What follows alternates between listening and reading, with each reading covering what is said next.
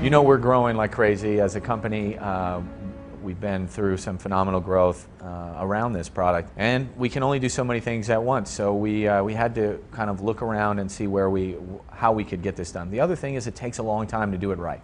You know, that's overall Blizzard philosophy is not to rush anything out. Let's just make sure that it gets done. And to be honest, the size of this game is enormous, and it's getting bigger every day. And when we talked about translating this game into Brazilian Portuguese, it wasn't just the base game. It was the base game all the way through Cataclysm and all the patches since then. And all that content had to be done. So we started looking at how big that game is. We found out, you know, it's 4 million words. Now, to give you an idea of what 4 million words is, the Harry Potter franchise, all of the books, all the 7 books, is less than 1 million words. I think Lord of the Rings, the trilogy, is 500,000 words, something like that. So 4 million words give you an idea of the depth of this epic storyline. It's phenomenal. That doesn't include then, of course, all the voiceovers that have to be recorded, and you have to pick and find the right stars and the right voices. So we ended up, you know, it actually turned out we used almost all the recording artists that were professional here in Brazil in order to find the right voices to do all of these voices. So we were hundreds and hundreds of hours in the studio to record that. But doing it right, it's not a literal translation, you know. What we tried to do is find out what should we translate, what shouldn't we translate, because we got people that have been playing for 6 years, and they've got a special affinity to certain names, and we needed to make sure all the slang in there was appropriate, the voices that we used, the jokes that were in there, the accents that we used, you know, were appropriate for the characters and whatever, and to build that into the story. So we went through I call it a real labor of love to make sure that this was translated the way it should be done. And there's not a lot of precedence for it, as you might know. There's not a lot of games that have been localized properly into Portuguese, Brazilian Portuguese.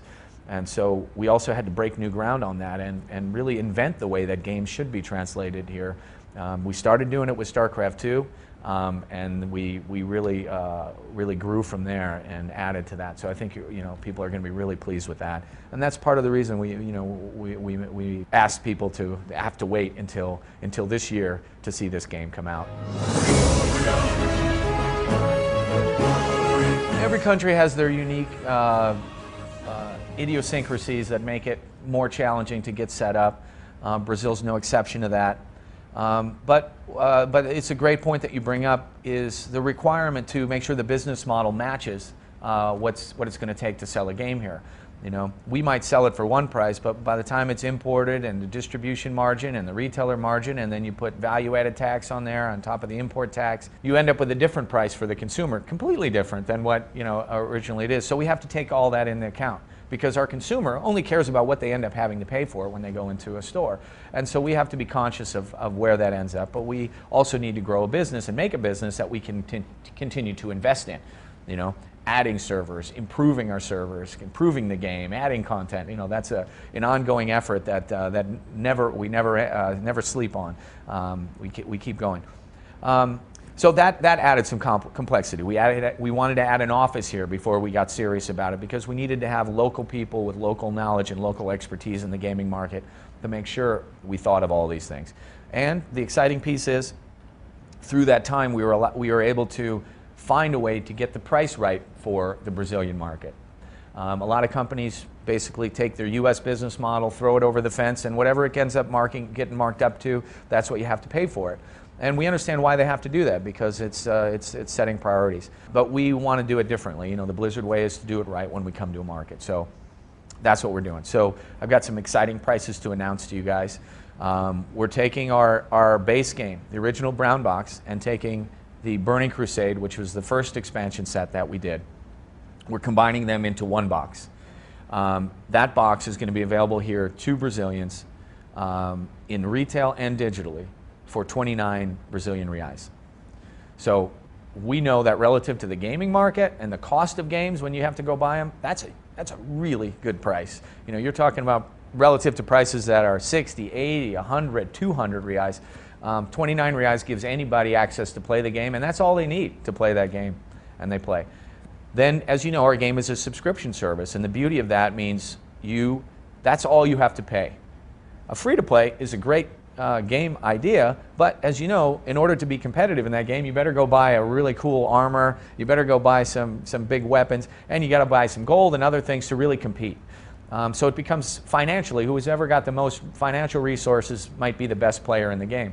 We look at it as we want a level playing field. We want the best skilled players, the most dedicated players, the smartest players, the most strategic players, the ones that cooperate better with their friends, to be the ones that win and compete the best. And that's the beauty of a game that has that is a subscription. So that we're releasing a subscription price that also is extremely affordable and right for the market. So as you might know, in the US it's $15.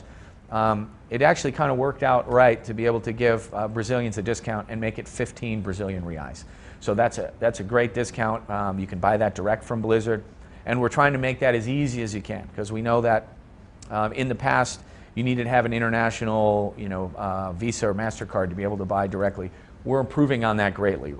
We're now going to be fully integrated with Boleto Bancario, bank transfers, debit cards, on, and we're going to keep improving on that and making that easier so you can get in at that price. And so somebody finds they love the game, they can end up paying 15 reais a month, that's it.